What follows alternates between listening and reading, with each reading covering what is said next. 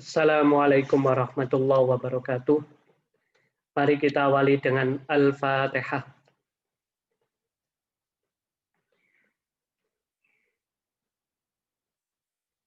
Bismillahirrahmanirrahim. Alhamdulillahirabbil alamin. Wassalatu wassalamu ala asyrafil anbiya wal mursalin sayyidina wa maulana Muhammadin wa ala alihi wa sahbihi ajmain. Amma ba'd.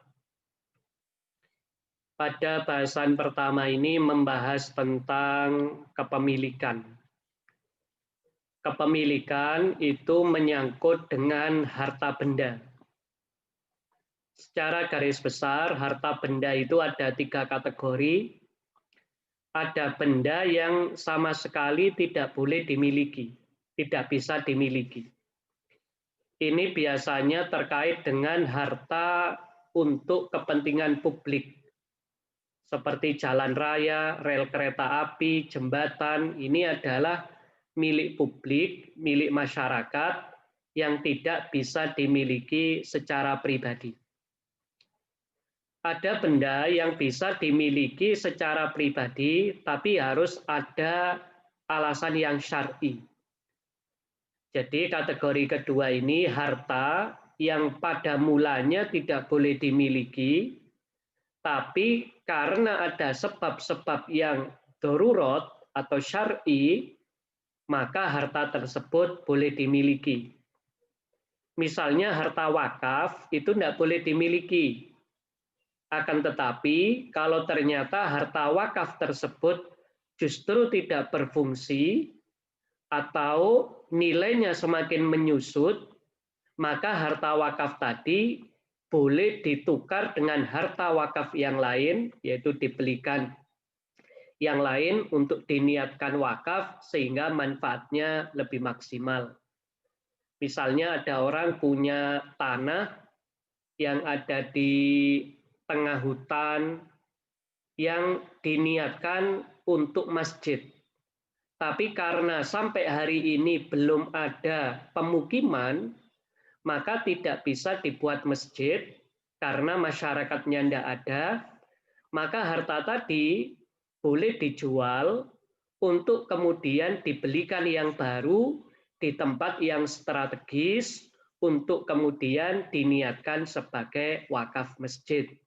Ini contoh harta yang pada mulanya nggak boleh dimiliki, tapi boleh dimiliki ketika ada sebab darurat atau sebab syar'i.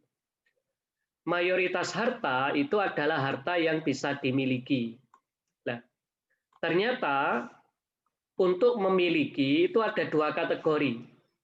Kita memiliki harta itu ada kalanya kepemilikan sempurna.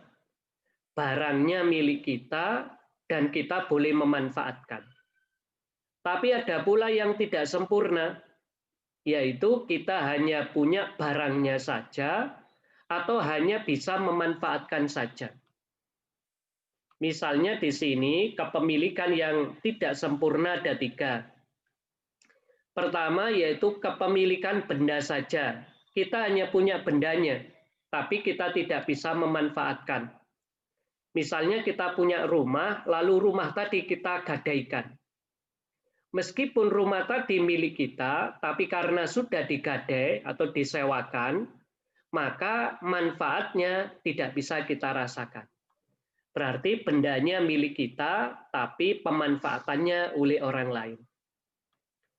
Atau yang kedua, kita hanya memiliki manfaat penggunaan saja atau intifa, tapi bendanya bukan milik kita. Ini yang sering kalau kita pinjam barang, menyewa barang atau dipinjami, ini termasuk kita hanya boleh memanfaatkan, tapi barangnya tetap milik orang lain.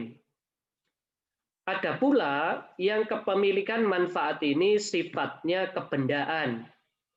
Misalnya kalau kita memiliki sawah di jauh dari jalan raya, maka secara otomatis kita memiliki hak terkait irigasi. Misalnya ada orang tinggal di apartemen lantai 3, maka dia boleh memanfaatkan tangga atau lift mulai tangga 1 sampai ke tempat huniannya. Ini contoh yang irtifa. Jadi ini kepemilikan yang tidak sempurna. Bagaimana agar kita mendapatkan kepemilikan sempurna? Ini ada 4 jalur. Jalur pertama adalah al-istila alal mubah atau ikhrozul mubahat, yaitu selama benda itu belum dimiliki oleh orang lain, maka kita bebas untuk memilikinya. Misalnya ada orang memancing di sungai, karena ikan yang ada di sungai itu bukan milik siapapun, maka siapapun yang sukses untuk memancing dan mendapatkan ikan, maka ikan tadi menjadi hak miliknya. Demikian halnya dengan berburu. Kalau zaman dulu ada berburu, maka ketika orang tadi sukses untuk membidik satwa atau binatang, maka binatang tadi menjadi miliknya. Kecuali dalam kasus ini adalah binatang-binatang yang dilindungi. Yang kedua, ada kalanya melalui jalur kholafiyah, pergantian. Misalnya orang tua meninggal dunia lalu meninggalkan warisan.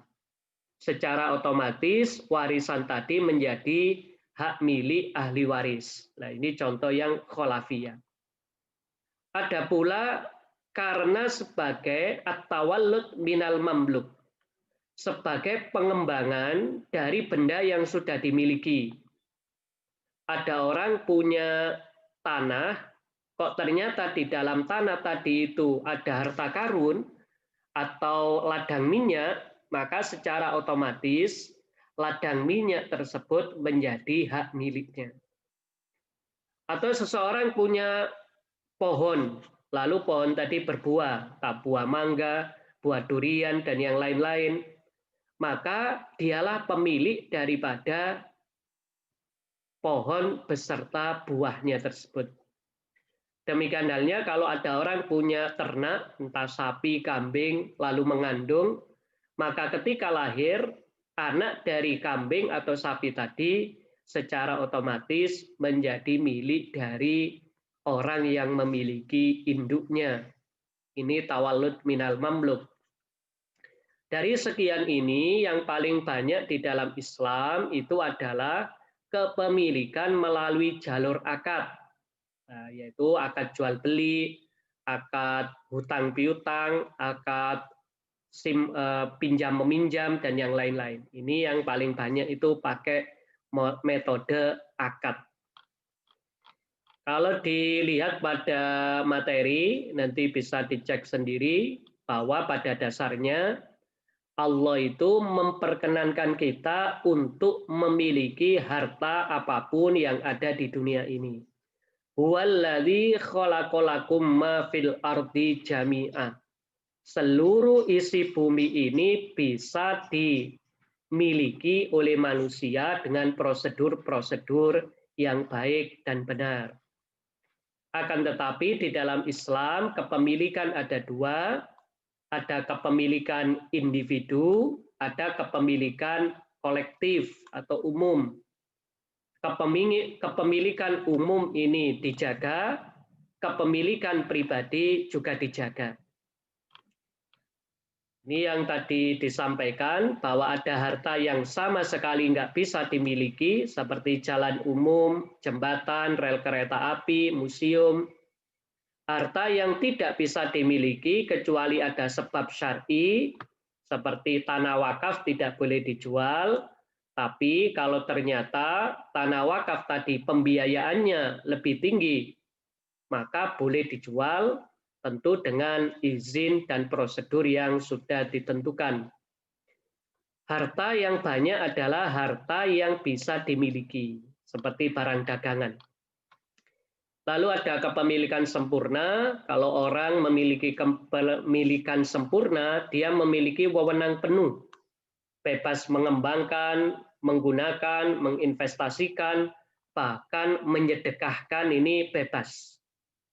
Ini kalau kepemilikan sempurna. Tapi kalau kepemilikan tidak sempurna, maka tidak boleh atau tidak memiliki kebebasan mutlak.